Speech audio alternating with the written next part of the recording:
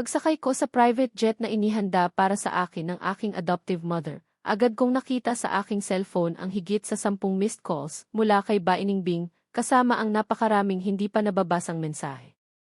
Magsisimula na ang press conference sa loob ng kalahating oras. Fang Yuan, nasaan ka na ba? Huwag mo akong sisisihin kung hindi kita binalaan.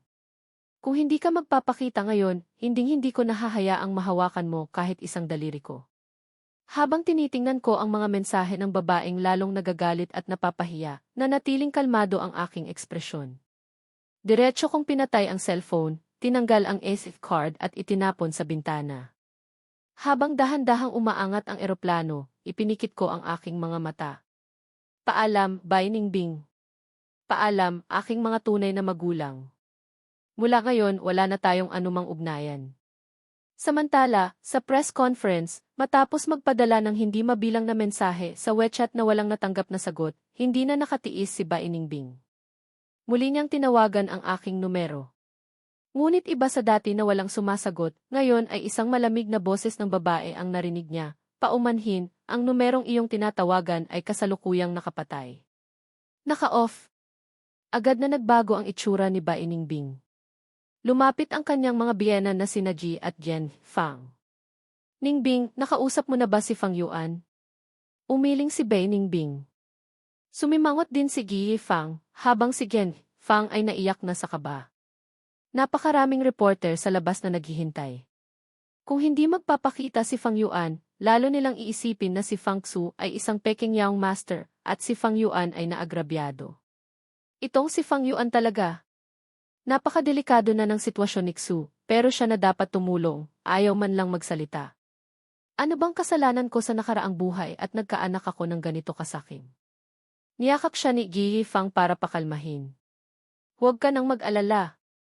Kahit na lumaki si Fang Yuan sa isang pamilyang walang modo at asal, tapat naman ang pagtingin niya kay Ningbing. Kung sasabihin ni Ningbing na pumunta siya, hindi siya maglalakas loob na tumanggi. Puno ng kumpiyansa ang boses ni Yi Fang, ngunit si Ba Iningbing mismo ang pinag-uusapan. Kung ilang araw lang ang nakalipas, marahil ay maniniwala rin siya, tulad ng mga magulang ni Fang, na darating ako para sa kanya. Ngunit nang maalala niya ang panlalamig ko sa kanya nitong mga nakaraang araw, pati na ang pagtanggi ko sa aming pagiging malapit kanina, biglang hindi na siya sigurado. Isang hindi maipaliwanag na pagkabagot ang naramdaman niya. Hahanapin ko siya. Akmang tatayo na siya nang nagmamadaling pumasok ang kanyang assistant. Bay, dumating na po ang asawa ninyong si Yi Fang. Nagliwanag ang mga mata ni Ba Iningbing. Naglakad siya palabas suot ang kanyang high heels. Hindi niya namalayang nakahinga siya ng maluwag. Sa sandaling iyon, hindi niya alam kung guminhawa ba siya dahil dumating ako para linisin ang pangalan ni Fang Xu o dahil lang sa aking pagdating ay napatunayan niyang mahalaga pa rin siya sa akin. Ngunit pagdating niya sa pinto, hindi niya ako nakita. Sa halip, isang lalaking nakasuit ang nasa harap niya. Bay, magalang nabati ng lalaki, ako po ang abogado ni Yi Fang Yuan. Nandito ako ngayon para kumatawan sa kanya sa press conference. Agad na nanlamig ang mukha ni Ba Iningbing. Nasaan si Fang Yuan? Hindi po makakarating si Yi Fang. Hindi makakarating? Kumunot ang noo ni Ba Iningbing. May sakit ba siya? Nang maalala niya, kaninang nakita niya si Fang Yuan, tila maputla nga ito. Akma na sana siyang magtatanong pa nang lumabas din ang mga magulang ni Fang. Nang makita nilang hindi ako personal na dumating, nangitim ang kanilang mga mukha. Anong ibig sabihin nito? Nagpadala lang siya ng abogado para sa atin? Sinadya niya bang pagpiestahan kami ng media? Sa ganitong sitwasyon, hayaan na nating ang abogado ang magpaliwanag para sa kanya. Kung hindi, mas lalong kung ano-ano ang isusulat ng mga reporter sa labas. Sa puntong ito, inakala ni Yi at Jen Fang at ni Ba Iningbing na kinuha ko ang abogado para magsalita para kay Fang Xu, para patunayang si Fang Xu ang aking tunay na kapatid. Hindi nagpaliwanag ang abogado. Umakyat lang siya sa entablado. Magandang araw sa lahat. Ako ang kumakatawan kay Yi Fang Yuan, si Attorney Wang. Diretso sa punto si Attorney Wang. Nandito ako ngayon para i-anunsyo ang dalawang bagay. Una, pinuputol na ni Yi Fang Yuan ang lahat ng ugnayan sa pamilya Fang. Mula ngayon, wala na silang kinalaman sa isa't isa. Nang marinig ito, nagkagulo ang lahat. Puputulin ang ugnayan sa pamilya Fang. Hindi ba't ito ay nagpapatunay na pinapabora ng pamilya Fang ang Peking Young Master, kaya't ang tunay na Young Master na si Fang Yuan ay nawala ng pag-asa at umalis? Nangitim ang mga mukha ni Ji at Jen Fang. Habang nasa entablado, nagpatuloy si Attorney Wang. Pangalawa, si Ji Fang Yuan ay nagsampa na ng legal na proseso para hiwalayan si Ji Bainingbing. Doon lang biglang napatingin si Bainingbing. Si Fang Yuan gusto niya akong hiwalayan? Bago pa man siya makapag-react sa gulat, nagkagulo na ang mga reporter. Bay, may kinalaman din ba sa debosyon ninyo si Fang Xu? Fang Xu, hindi pa ba sapat na inagaw mo ang posisyon bilang Young Master ng pamilya Fang? Aagawin mo pa ba ang asawa ni Fang Yuan? Sa gitna ng kaguluhan, dumating ang mga bodyguard para protektahan si Bainingbing at mabilis silang umalis. Samantala, sa kabilang dako, nakarating na ako sa Italia. Paglabas ko pa lang sa SCC Channel, nakita ko ang daan-daang lalaking nakaitim na nakahanay sa dalawang pila. Nang makita nila akong lumabas, sabay-sabay silang sumigaw, maligayang pagbabalik, Young Master. Kasabay nito, lumapit ang aking adoptive parents at niyakap ako. Tuwang-tuwa na sumigaw ang aking adoptive father, biglaan ang pagbalik mo, Fang Yuan. Kung hindi lang, ipinasara ko sana ang lahat ng plaza sa buong Europa para magdiwang. Napailing ako. Dad, masyado kang iw. Dahil sa pagiging ng aking adoptive father, kaya hindi ko sila pinayagang bisitahin ako sa bansa nitong mga nakaraang taon. Kahit na nagrereklamo, hindi ko mapigilan ang ngiti sa aking mga labi. Ang sarap sa pakiramdam na may nagmamalasakit sa'yo. Naluha rin ang aking adoptive mother. Lumapit siya at niyakap ako. Kahit anuman, ang mahalaga ay nakabalik ka na. Tumingin siya sa akin at kumunot ang noo. Ilang taon lang ay ganito ka nakapayat. Ano ba talaga ang ginawa sa iyo ng pamilya Fang at ni Bainingbing? Sa huling pangungusap, may bakas ng galit sa mga mata ng aking adoptive mother. Kahit hindi ako nagsalita ng marami, nagpadala na siya ng mga tao para alamin kung paano tratuhin ni Ji at Jin Fang at ni Bainingbing ang kanyang mahal na anak.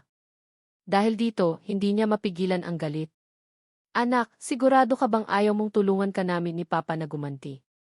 Alam mo naman na kaya naming pabagsakin ang pamilya Bai o pamilya Fang sa isang pitik lang. Alam kong hindi nagbibiro ang aking adoptive mother. Pero umiling pa rin ako. Hindi na kailangan. Para sa akin, mga estranghero na sila. Totoo ang sinasabi ko. Sina Ji at Jen Fang at si Bainingbing ay parang mga tao na mula sa nakaraang buhay ko. Wala na akong nararamdaman para sa kanila. Hindi na ako mag-aaksaya ng panahon sa kanila, lalo na ang paghihiganti. Mula ngayon, ayoko nang mag-aksaya ng kahit anong oras sa kanila. Ma, gusto kong kumain ng luto mo. Umuwi na tayo. Nauna na akong sumakay sa kotse. Nang makaalis ako, tinanong ng adoptive father ko ang asawa niya, ganyan na lang ba talaga? Hahayaan na lang natin ang pamilya Fang at si Bainingbing. Ngumisi ng malamig ang adoptive mother ko. Paano mangyayari yun? Ganoon nila ginulangan si Fang Yuan, paano ko sila palalampasin? Mahal, maghanda ka.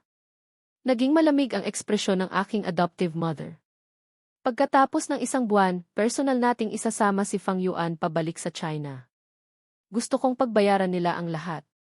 Sa kabilang banda, natapos ang press conference sa China sa gitna ng kaguluhan. Habang paalis, namumutla si Fang Xu. Hinawakan niya ang kamay ni Bainingbing. Ningbing, gusto talaga akong sirain ni Fang Yuan. Ngayon, alam na ng buong mundo na hindi ako ang Young Master ng pamilya Fang. Wala na akong pamilya. Kumunot ang noo ni Bainingbing, medyo wala sa sarili. Itinuring ka naman ni Tio at Tia Fang bilang tunay na anak. Pero hindi pa rin ako tunay na anak, humikbi si Fang Xu. Gusto ko ang tunay kong pamilya, pero ayaw sa akin ng mga tunay kong magulang. Ikaw na lang ang tanging mahal ko. Natigilan si Bainingbing. Pagtingin niya, nakita niyang puno ng pagmamahal siyang tinititigan ni Fang Xu.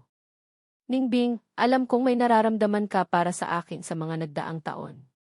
Dahil lang sa kasal mo kay Fang Yuan kaya hindi tayo maaaring magkasama. Ngayon na si Fang Yuan na mismo ang nakipaghiwalay, pwede na ba tayong maging tunay na magkasama? Niyakap siya ni Fang Xu, nais siyang halikan. Ngunit nanigas si Bai Ningbing. Dati, inaabangan niya ang sandaling ito kasama si Fang Xu. Ngunit ngayon na hinahalikan na siya nito, wala siyang naramdamang pananabik. Sa halip, ang nasa isip niya ay si Fang Yuan, ang kanyang kayumangging balat, ang kanyang matipunong dibdib. Napatayo si Bai Ningbing. Hindi makapaniwalang tumingin sa kanya si Fang Xu. Malamig na nagsalita si Bai Ningbing, sino ang nagsabing hiwalay na kami ni Fang Yuan? Hanggat hindi ko pinipirmahan, asawa ko pa rin siya. Pagkasabi nito, bumaba siya ng kotse nang hindi lumilingon, iniwan si Fang Xu na namumutla sa loob. Nagmamadaling umuwi si Bai Ningbing. Fang Yuan! Fang Yuan, lumabas ka. Sumisigaw siya sa pangalan ko, nais akong lumabas para magpaliwanag tungkol sa diborsyo. Ngunit gaano man siya sumigaw, walang sumasagot sa bahay. Wala pa si Fang Yuan? Kumunot ang noo ni Bai Ningbing. Tinawag niya ang driver. Kaninang umaga, paglabas ni Fang Yuan sa club, hindi ba siya umuwi? Natigilan ang driver. Ma'am, hindi po umuwi si sir. Pumunta po siya sa airport. Natigilan si Bai Ningbing. Biglang nagbago ang kanyang ekspresyon. Anong ginawa niya sa airport? Nagulat ang driver sa reaksyon ni Bai Ningbing. Nautal siyang sumagot, hindi ko po alam. Akala ko po alam ninyo. Naalala ko po, may tinawagan siya sa kotse.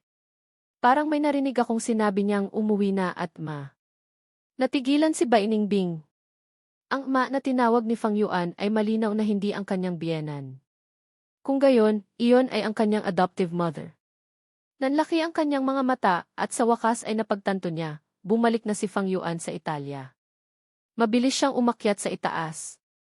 At tama nga, sa study, wala na ang aking mga dokumento at pasaporte. Namutla siya. Hindi lang niya ako gustong hiwalayan, babalik pa siya sa Italia. Biglang sumikip ang kanyang puso. Agad siyang lumingon sa kanyang assistant. Maghanda ka agad ng private jet papuntang Italia. Habang inaayos ng assistant ni Bai Ningbing ang private jet, biglang tumawag si Fang. Ningbing, nasaan ka? Alam mo bang nag-suicide si Xu? Napatigil ang kamay ni Bai Ningbing na may hawak na telepono. Kailangan din ng oras para maihanda ang private jet. Kaya sinabi niya sa kanyang assistant, ihanda mo ang private jet. Darating ako sa airport sa loob ng 1 oras. Sige po. Sagot ng assistant. Saan pong syudad sa Italia? Natigilan si Bai Ningbing. Bigla niyang napagtanto na alam lang niyang nasa Italia ang aking adoptive parents, pero hindi niya alam kung saang syudad. Marahil ay nabanggit ko ito dati, pero hindi siya kailanman nakinig ng mabuti. Sumiklab ang pagkabagot sa kanyang puso. Imbestigahan mo muna lahat ng flight papuntang Italia ngayon at alamin kung saang syudad pumunta si Fang Yuan. Pagdating ni Bai Ningbing sa ospital, nagwawala si Fang Xu. Hayaan niyo na lang akong mamatay. Alam na ng buong mundo na Peking Yaong Master ako. Anong silbi ng buhay pa? Dati, para kay Bai Ningbing, kaawa-awa si Fang Xu sa ganitong estado. Ngunit ngayon, pagkabagot lang ang nararamdaman niya. Bigla niyang naalala na sa tuwing nasasaktan ako, tahimik ko lang itong dinadala, hindi umiiyak o nanggugulo. Parang may kumirot sa kanyang puso. Pumasok siya sa silid at narinig ang boses ni Fang. Ano ba talagang gusto nitong si Fang Yuan? Diborsyo, pagputol ng ugnayan. Ayos, mas maniniwala ang mga tao na inabuso natin siya. Baka sinadya niya ito. Umisi ng malamig si Fang. Gusto niyang isipin ng lahat na inapi natin siya. Napakabata pa pero napakasama na ng isip. Walang hiya. Kung hindi mo personal na maririnig, mahirap paniwalaan na may isang ina na ganito magsalita tungkol sa sarili niyang anak. Tumingin si Ji at Fang at nakita si Bai Ningbing. Ningbing, nahanap mo na ba si Fang Yuan? Kung nahanap mo na, sabihin mong lumuhod siya at humingi ng tawad kay Xu. Lalong nabagot si Bai Ningbing. Bumalik na si Fang Yuan sa Italia. Ano? Natigilan si Ji at Fang. Naunang nakareact si Fang. Bumalik siya sa kanyang adoptive parents. Talagang isang walang utang na loob na aso. Tayo ang tunay niyang mga magulang, bakit siya babalik sa mga pulubing iyon? Walang pakialam na sinabi ni Fang, kung gusto niyang bumalik, edi bumalik. Pagkatapos ng ilang araw, babalik din siyang parang basang sisiw. Hindi ako naniniwalang tatalikuran niya ang posisyon bilang young master ng pamilya Fang para sa mga pulubing iyon. Talaga ba? Kumunot ang noo ni Bai Ningbing. Pero gusto na niya akong hiwalayan. Nang sabihin niya ang salitang idiborsyo, lalo siyang nanikip ang dibdib. Ngunit tumawal ang sina Ji at Gen Fang. Ningbing, naniniwala ka ba talagang gusto kanyang hiwalayan? Malinaw na pakulo lang niya yan. Bago pa man makapagsalita si Bai Ningbing, pumasok ang kanyang assistant. Enlet Bai, tiningnan ko na po. Sa lahat ng flight papuntang Italia ngayon, wala pong pangalan ni Sir. Umisi ng malamig si Gen Fang. Narinig mo? Sabi ko na nga ba, puro drama lang iyang si Fang Yuan tungkol sa diborsyo at pagbalik sa Italia. Puno ng pang-aalipusta ang boses ni En Fang. Ngunit si Bai Ningbing ay tahimik na nakahinga ng maluwag. Mabuti naman at hindi pa umaalis si Fang Yuan. Pero kung hindi siya umalis, nasaan siya? Nababagot si Bai Ningbing at naisip niyang hanapin si Fang Yuan.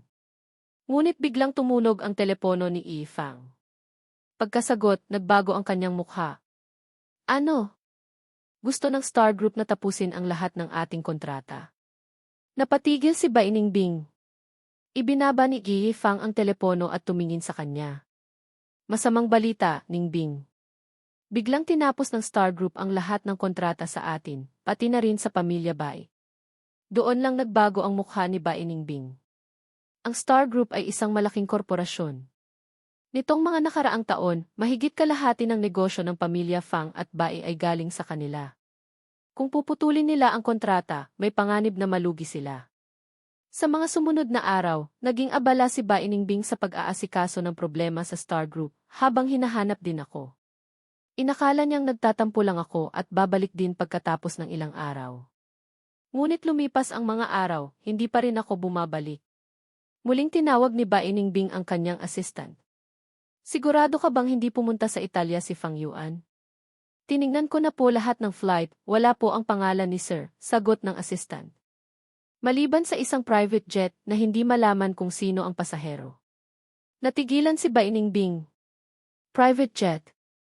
Hindi ipapahiram ng pamilya Fang ang private jet kay Fang Yuan. Ang sarili niyang jet ay hindi rin gumalaw. Kaya imposible. Ngunit nag-aalala pa rin siya.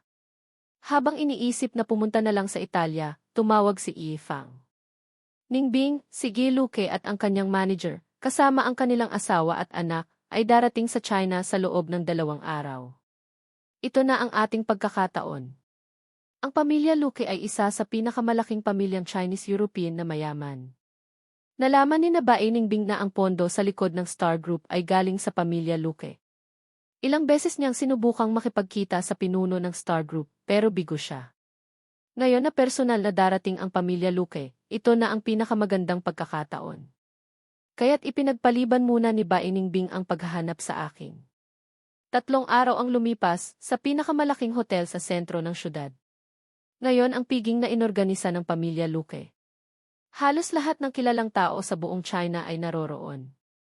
Si Fang Xu, bilang kasama ni Bai Ningbing, ay kasama rin ni Ji at Gen Fang. Pagbaba nila ng kotse, namangha sila sa dami ng mga mamahaling sasakyan. Dumating din ang mga kaibigan ni Bai Ningbing. Wow, ang pamilya Luque talaga, napakagarbo. Narinig ko pa na kasama nila ang kanilang anak, ang nag-iisang tagapagmana ng pamilya Luque. Isang tunay na Diamond Bachelor. Excited na akong makita siya.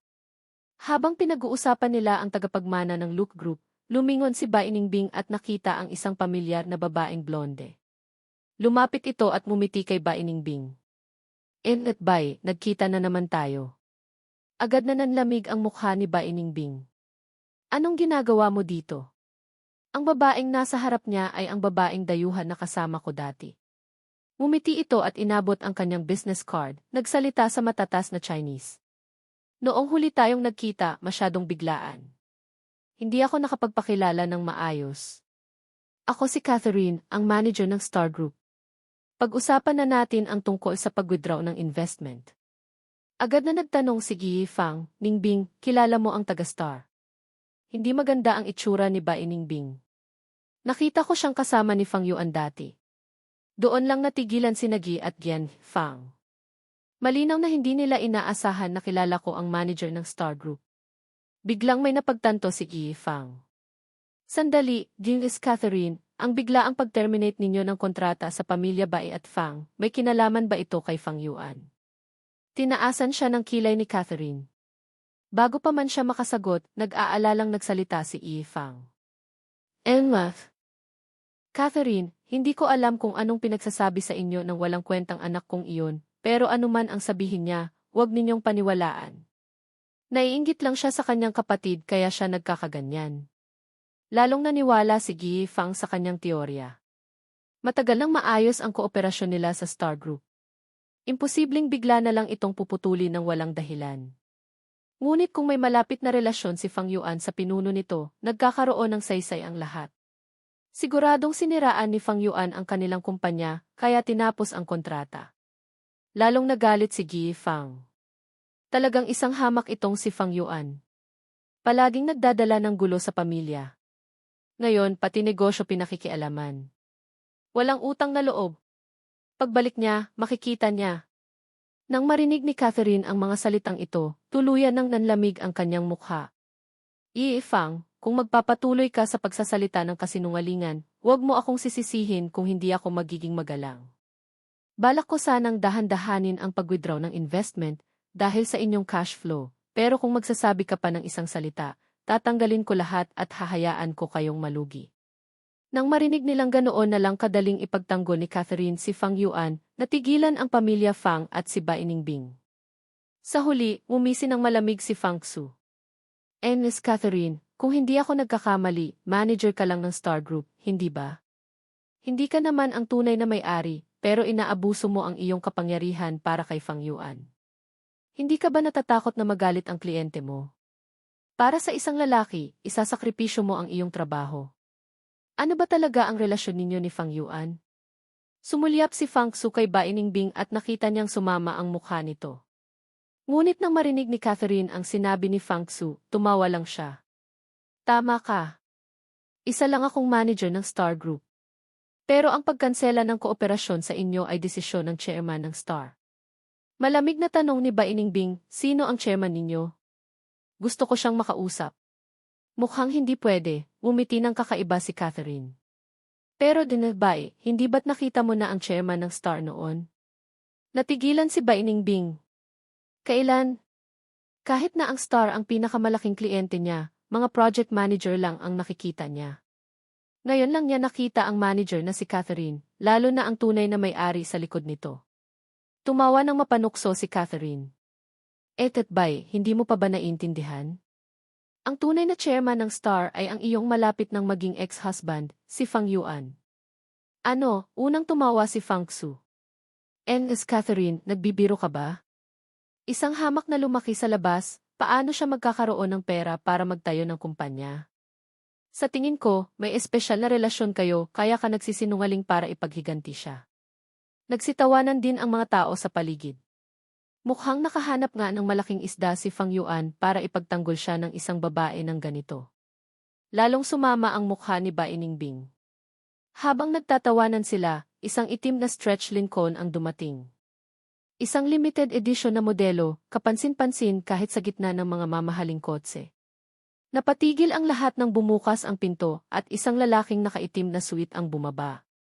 May sumigaw, ang tagapagmana ng pamilya Luque, dumating na. Lalong naging curious ang lahat, pati na si Bai Ningbing. Ngunit nang makita niya ang mukha ng dumating, nanigas siya. Nakilala na rin siya ng iba. Fang Yuan, gulat na sabi ni Gian Fang. Ang bumaba ng kotse ay ako, na ilang araw nang nawawala.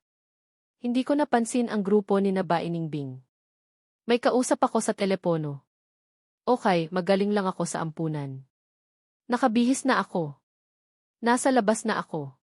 Biglang sinabi sa akin ng aking adoptive parents na may negosyo silang aasikasuhin sa China at kailangan nila akong isama. Hindi na ako nag-isip pa at sumama. Hindi ko inaasahan na nag-organisa na naman ng piging ang aking ina. Ayoko ng mga ganitong okasyon pero hindi ko matanggihan ang aking ina. Pumunta muna ako sa ampunan kung saan ako lumaki at nag-donate ng pera at mga gamit.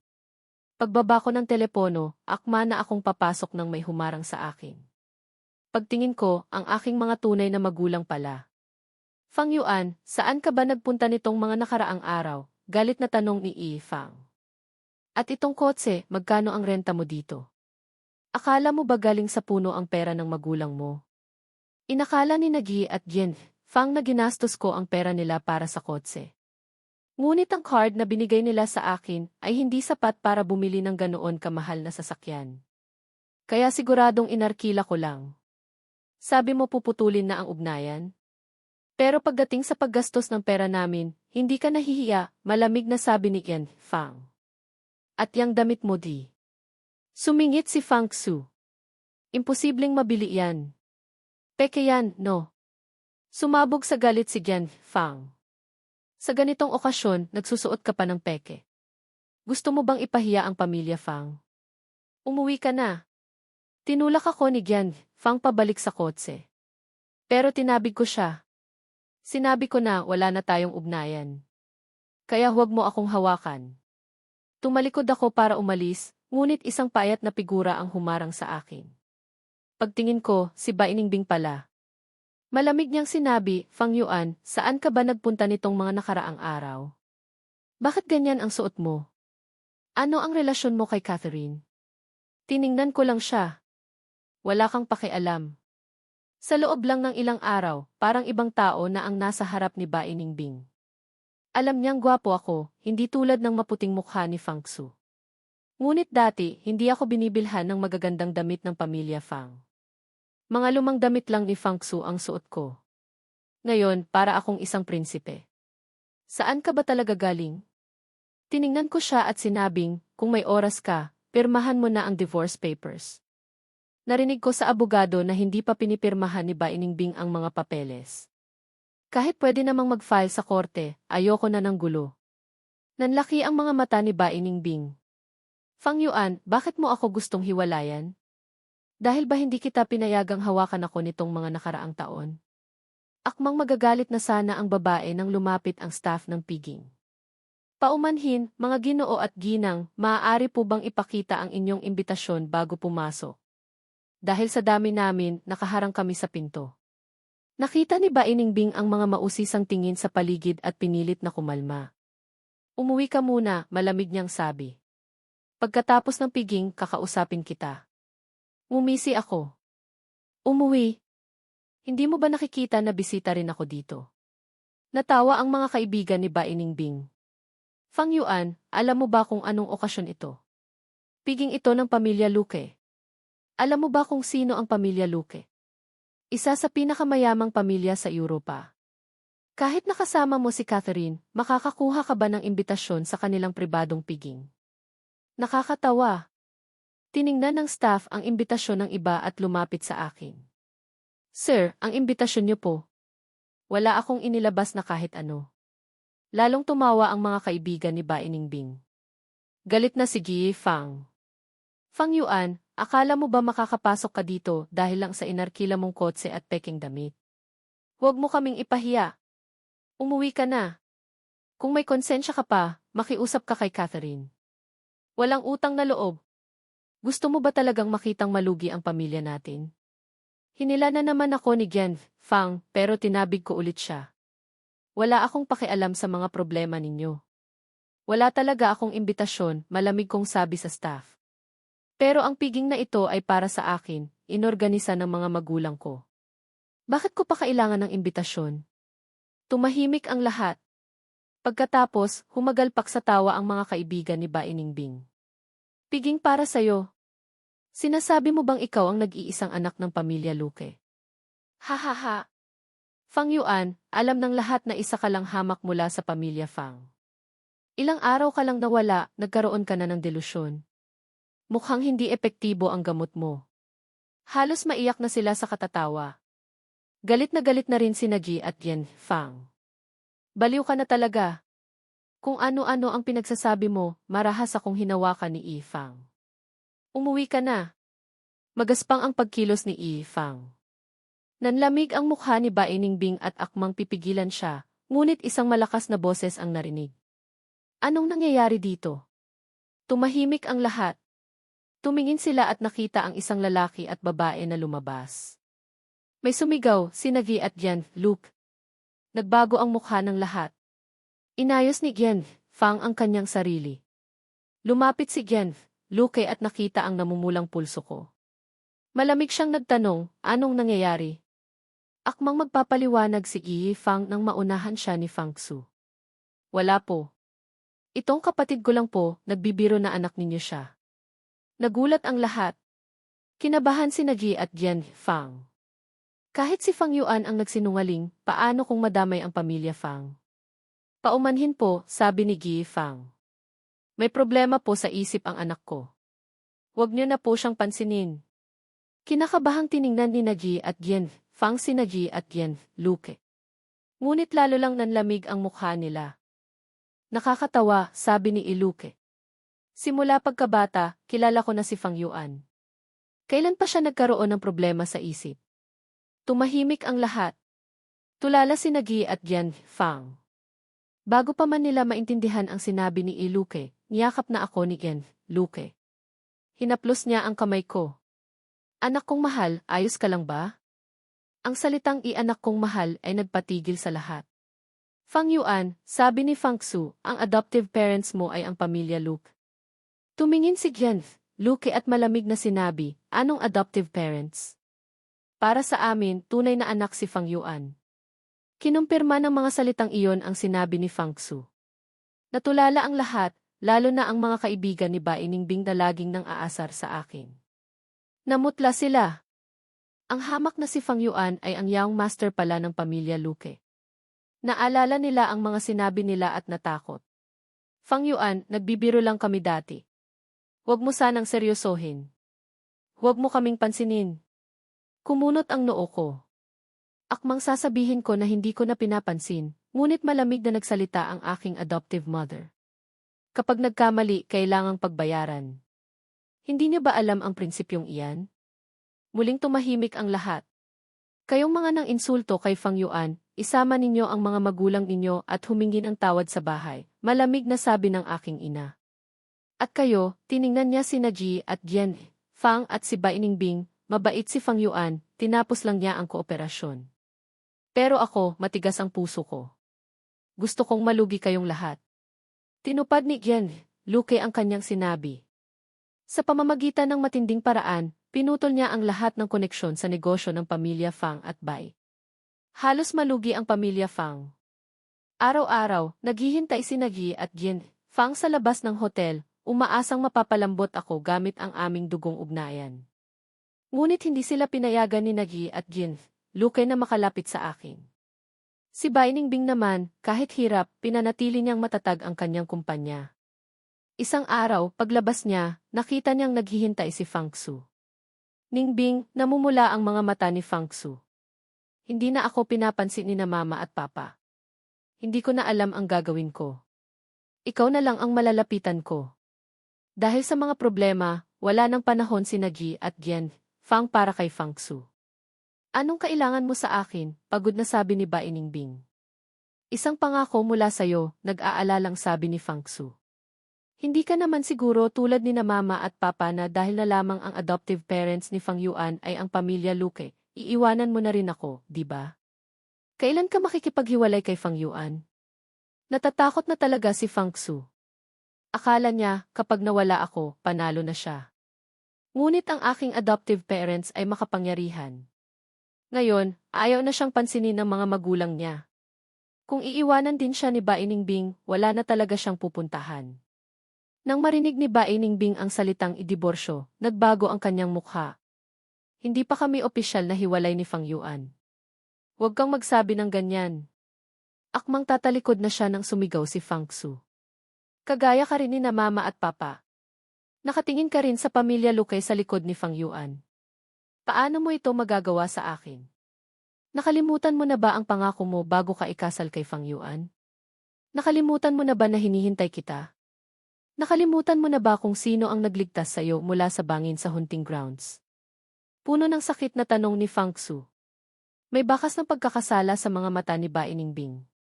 Ngunit nang marinig niya ang huling pangungusap, natigilan siya. Anong sabi mo? Iniligtas mo ako mula sa ilalim ng bangin sa hunting grounds. May problema ba? Sagot ni Fang Xu. Nanliit ang mga mata ni Ba Iningbing. Pero sa loob ako ng isang kuweba na wala ng malay. Nanigas si Fang Xu. Dati, noong natrap si Ba Iningbing sa hunting grounds, ako ang sumugod para iligtas siya. Ngunit habang wala akong malay, inangkin ni Fang Xu ang lahat ng papuri. Hindi talaga alam ni Fang Xu ang nangyari sa bundok. Dahil sinabi ng doktor na may mga galo si Ba Iningbing, inakala niyang iniligtas ko siya mula sa ilalim ng bangin. Sinubukan ni Fang Xu na ayusin ang kanyang kasinungalingan, ngunit si Ba Iningbing ay isang babaeng nagpapatakbo ng isang imperyo. Hindi siya madaling maloko. Noong araw na iyon sa bundok, may nakita ka bang mabangis na hayop? Hindi makatingin si Fang Xu. Oh, wala. Nawala ang huling bakas ng init sa mga mata ni Ba Iningbing. Kahit wala siyang malay noon, naaalala niyang may narinig siyang alulong ng lobo at putok ng baril. Dati, dahil sa pasasalamat at pagkakasala kay Fang Xu, hindi niya pinag-isipan ng mabuti. Ngayon, napagtanto niyang sa husay ni Fang Xu sa pangangabayo at pangangaso, imposible siyang mailigtas nito mula sa mga lobo. Kung hindi si Fang Xu, sino? Isang sagot ang pumasok sa kanyang isip. Hinawakan niya si Fang Xu. Fang Xu, malamig niyang sabi, nawala na ang dating lambing, alam mong ayaw ko sa lahat ang sinungaling. Bibigyan kita ng huling pagkakataon. Sino talaga ang nagligtas sa akin sa hunting grounds? Sa ilalim ng matinding pressure, nataranta si Fang Xu. Si Fang Yuan. Si Fang Yuan ang nagligtas sa'yo. Nawala ng lakas si Ba Iningbing at napaatras. Samantala, ang kanyang assistant, na narinig ang usapan, ay mabilis na tumawag sa hunting grounds. Pagkatapos ng ilang tawag, nalaman niya ang katotohanan. Bay, bulong niya, nalaman ko na po. Si Sir nga po ang nagligtas sa inyo. At noong inililigtas kanya, nakagat po siya ng mga lobo. Nanginig si Ba Iningbing. Nakagat ng lobo si Fang Yuan.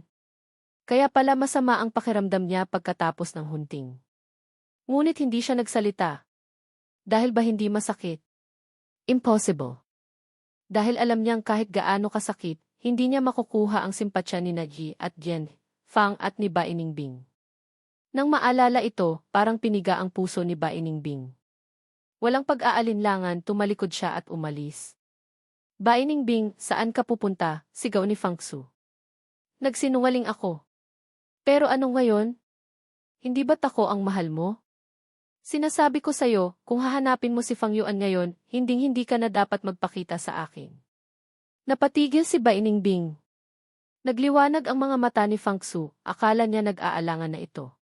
Kung ganoon, wag na tayong magkita, malamig na sabi ng babae at umalis nang hindi lumilingon. Nagmamadaling hinanap ako ni Ba Iningbing. Dati, hindi niya ako hinahanap dahil gusto niyang patatagin muna ang kanyang kumpanya. Ayaw niyang isipin ni Ji at Jin, Luke na isa siyang walang kakayahan. Ngunit ngayon na nalaman niyang ako ang nagligtas sa kanya, hindi na niya mapigilan ang sarili. Gusto niya akong makita kaagad. Ngunit ayaw ko siyang makita. Nag-aalala na siya, pati na ang kanyang mga magulang. Sabi ko na sa'yo, maging mabuti ka kay Fang Yuan, sabi ng ina ni Ba Iningbing. Kung naging mabuti ka sa kanya, hindi ka niya hihiwalayan. Kung nagkaanak na kayo, lalong hindi ka niya iiwan. Anak, natigilan si Ba Iningbing. Bigla siyang may naalala. May anak pa kami. Nagmadali si Ba Iningbing sa ospital at hinanap ang doktor na gumawa ng kanilang V. Doktor, diretsahan niyang tanong, nasaan ang anak namin ni Fang Yuan? Gusto ko nang magbuntis ngayon. Naalala ni Ba Iningbing na mayroon kaming embryo mula sa V. Kahit embryo pa lang, anak pa rin namin iyon. Kung mabubuntis siya, siguradong babalik ako. Ngunit napahiya ang doktor. Lahat po ng embryo ay sinira na ng inyong asawa. Ano, doon lang nagbago ang mukha ni Ba Iningbing. Nautal na ikinuwento ng doktor ang nangyari. Bay, hindi sa ayaw kong sabihin sa inyo, pero binili po ni Sir ang ospital namin. Kaya't napilitan akong sundin siya. Nagpaliwanag ang doktor, ngunit wala nang marinig si Ba Iningbing. Napaatras siya at sa wakas ay naintindihan. Noong panahon pa lang iyon, gusto na akong hiwalayan ni Fang Yuan. Pero bakit? Bakit bigla niya akong gustong iwan? Hindi na nakatiis si Bainingbing. Pumunta siya sa ilalim ng hotel ko. Naghintay siya ng 3 araw at 3 gabi. Sa araw ng aming pag-alis sa China, sa wakas ay nakita niya ako. Nang makita ko ni Naji at Gian, Luke, akmang tatawag sila ng bodyguard, ngunit pinigilan ko sila. Kakausapin ko lang siya. Pagkakita sa akin ni Bainingbing, umiyak siya at lumuhod. Magbalikan na tayo, please. Pangako, magiging mabuti na ako sa'yo. Araw-araw, magiging malapit tayo sa isa't isa. Huwag mo akong iwan, please. Marami siyang pinag-isipan nitong mga nakaraang araw. Ang tanging dahilan na naiisip niya kung bakit gusto ko siyang hiwalayan ay dahil hindi ko siya nahawakan para kay Fangsu. 3 taong kasal pero walang nangyari. Para sa isang lalaki, hindi iyon matitiis. Kaya gusto niyang sabihin sa akin na magiging mabuti na siya. Naniniwala siyang kung ipapahayag niya ang kanyang tunay na nararamdaman, babalik ako. Alam niya kung gaano ko siya kamahal. Pangako, araw-araw. Tama na, malamig kong pinutol ang kanyang sinasabi. Tiningnan ko siya at nakakatawa ang kanyang ekspresyon. Bainingbing, akala mo ba hindi ako mabubuhay ng walang babae? Nanigas siya. Sinasabi ko sa'yo, dati gusto kitang makasama dahil mahal kita. Pero ngayon, hindi na kita mahal. Hindi na kita mahal. Ang mga salitang iyon ay parang kutsilyo na tumusok sa puso ni Bainingbing. Impossible. Hindi mo ako maaaring hindi mahalin. Alam niya kung gaano ako kadedikado sa kanya. Nagpupuyat ako para lang lutuin ang paborito niyang sopas. Gumugugol ako ng buwan para lang iukit ang kanyang regalo sa kaarawan. Paanong hindi niya ako mamahalin? Fang Yuan, huwag mo na akong lokohin. Kung hindi mo ako mahal, bakit mo isinugal ang buhay mo para iligtas ako sa hunting grounds? Hanggang sa puntong ito, naniniwala pa rin si Bainingbing na dahil lang sa masama ang trato niya sa akin kaya ako nakikipaghiwalay. Na kapag naging mabuti siya, babalik ako. Ngunit mumisi lang ako. Iniligtas kita. Pero para lang bayaran ang utang na loob ko sa'yo. Nanigas ang mukha ni Bainingbing. Noong nakidnap ako, ikaw ang nagligtas sa akin. Kaya inisip ko, iniligtas mo ako, ililigtas din kita. Para patas. Ngunit, mumisi ako ng mapait, hindi ko inaasahan na ang kidnapping na iyon ay isang malaking kasinungalingan lang pala. Wala pala akong tunay na utang na loob sa'yo. Doon lang nagbago ang mukha ni Bainingbing. Teka, Fang Yuan, alam mo na? Alam ko na, malamig kong sabi. Alam kong pinakasalan mo lang ako para sa pamilya mo. Alam kong gusto mo na akong hiwalayan para maging isang lalaking iniwan, para ipaghiganti ang pagkuha ko sa posisyon bilang yaong master. Pero Bainingbing, mapait akong umiti, isang tanong lang. Noong nawala ako, kasalanan ko ba? Noong hinanap ako ng pamilya Fang, gusto ko ba? Pati ang kasal natin, desisyon ng pamilya natin. Anong kinalaman ko doon? Sa simula't sa pool, lahat kayo ang nagtulak sa akin. Bakit sa huli, ako ang sinisisi ninyo? Bainingbing, ano bang ginawa kong mali? Tiningnan ni Bainingbing ang malamig kong mukha at parang dinurog ang kanyang puso. Hindi Fang Yuan, pakinggan mo di. Akmang magpapaliwanag siya, ngunit wala siyang masabi. Ayoko na siyang tingnan pa. Alam ko, bago ako dumating, masaya kayong lahat. Ang pagdating ko ang sumira sa inyong perpektong buhay. Ngayon na umalis na ako, bumalik na ang lahat sa dati. Hindi ba't iyon ang gusto ninyo? Pagkasabi nito, tumalikod ako at umalis. Fang Yuan, sinubukan ni Bainingbing na habulin ako, ngunit parang may tingga ang kanyang mga paa. Hindi na nakatiis ang kanyang assistant. Bai, bakit hindi ninyo sabihin sa kanya ang totoo? Anong totoo? Manhid na sabi ni Bainingbing. Ang totoo tungkol sa kidnapping. Plano ninyo iyon sa simula. Pero sa huli, totoong nasaktan kayo para iligtas siya. Ang totoo, sa kidnapping na iyon, kaunti lang ang nakakaalam ng katotohanan. Plano nga ni Bainingbing ang isang peking kidnapping. Ngunit may mga totoong kidnapper na nalaman ang kanyang plano at sila ang kumuha sa amin ni Fangsu. Kaya noong pinili ni Nagi at Gian, si Fangsu, totoong nasa panganib ako. Gusto talaga akong patayin ng mga kidnapper. Si Bainingbing ang sumugod sa lungga nila, nasaksak ng 3 beses, at halos mamatay para lang mailigtas ako. Naalala ni Bainingbing ang nakaraan. Ilang beses niyang tinanong ang sarili kung bakit niya isinugal ang buhay para sa akin. Sinasabi niya sa sarili na dahil plano niya iyon, at kung mamatay ako, habang buhay siyang makokonsensya.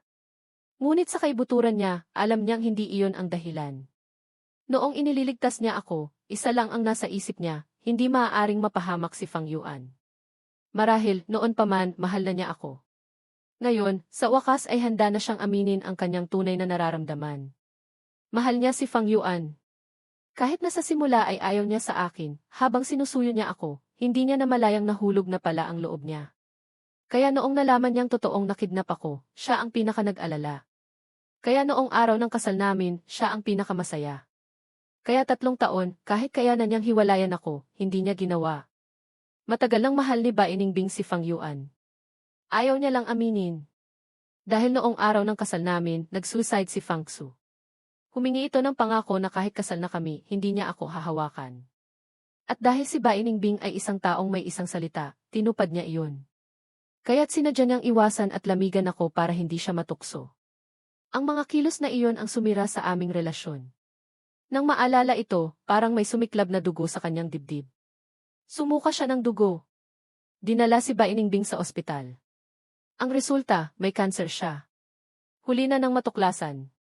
Sabi ng doktor, ang pinakamagandang lunas ay stem cell therapy na mangangailangan ng anak.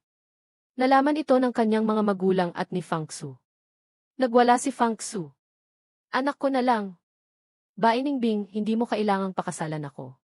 Isang anak lang para maligtas ka. Tunay ang sinasabi ni Fang Su. Mahal niya si Ba Iningbing. Ngunit malamig na inalis ni Ba Iningbing ang kanyang kamay. Ayoko. Nalugmok si Fang Su. Umiyak ang kanyang mga magulang. Sige, humanap ka ng ibang lalaki. Kahit sabi ni Fang Su. Ayoko, muling sabi ni Ba Iningbing. Ang anak ko kay Fang Yuan lang. Namutla si Fang Su. Tumingin si Ba Iningbing sa kanyang assistant. Pumunta ka sa Italia. Sabihin mo kay Fang Yuan na may sakit ako. At kung hindi siya papayag na magkaanak kami, hindi ako magpapagamot. Kinabukasan, sa Italia, pumasok ang aking adoptive mother. May gustong ipasabi sa'yo si Ba Iningbing. Ayokong marinig, sabi ko kaagad. Sigurado ka? Tungkol ito sa buhay niya. Ayokong marinig. Kahit mamatay pa siya, wala akong pakialam. Hindi ako malupit. Sinasabi ko lang ang totoo. Nang umalis ako, pinutol ko na ang lahat ng ugnayan. Umiti ang aking ina. Alam kong hindi ganyan kahina ang anak ko. Lumingon siya at malamig na sinabi, sabihin mo kay Ba Iningbing, ang anak ko ay hindi gamit para sa kanyang paggagamot. Kung gusto niyang maligtas, humanap siya ng iba. Huwag niyang i-blackmail ang anak ko. Lumipas ang 6 na buwan. Nalugi ang pamilya Fang. Iniwan sila ni Fang Su. Nagsisi sila, pero huli na ang lahat. Ang pamilya Bae, kahit hindi nalugi, ay lubhang naapektuhan. Isang araw, hinanap ako ng abogado ni Ba Iningbing. Fang, pumanaw na si Imet Bai. Ipinamana niya sa inyo ang lahat ng kanyang ari-arian. Natigilan ako. Pumanaw na si Ba Iningbing. Sa sementeryo sa China, tiningnan ko ang kanyang litrato sa lapida. Hindi ko inaasahan na sa muling pagkikita namin, sa ganitong paraan na pala. Sinisisi mo ba ako? Tanong ng aking ina. Hindi ko sinabi sa'yo ang tungkol sa kondisyon niya. Umiti ako. Ma, anong pinagsasabi mo? Malinaw ang sinabi mo noon. Ako ang nagsabi na kahit mamatay pa siya, wala akong pakialam. Desisyon ko iyon. Hindi ko pinagsisihan. Para sa iba, ang ginawa ni Ba Iningbing ay puno ng pagmamahal. Para sa akin, isa iyong moral blackmail. Kahit mahal niya ako, ginamit niya ang kanyang buhay para pilitin akong bumalik at isang anak na hindi bunga ng pagmamahal para ikulong ako habang buhay. Hindi iyon pag-ibig. Kasakiman iyon. Tiningnan ko ang litrato niya. Kahit sa kamatayan, sarili niya lang ang iniisip niya. Pero nagkamali siya. Hindi ako makukulong sa pagkakasala. Dahil noong umalis ako, wala na akong pakiramdam para sa kanya. Kahit namatay pa siya, walang magbabago. Tumalikod ako at umalis. Ang mga ari-arian niya, ay donate niyo na lang sa charity.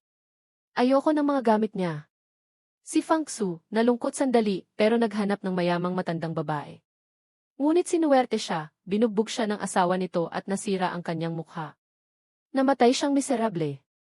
1 taon, maraming nagbago. Bumalik sa ayos ang buhay ko. Sa wakas, nabuhay ako para sa sarili ko. Mula ngayon, malawak ang mundo at ang aking kinabukasan ay magiging maningning lamang.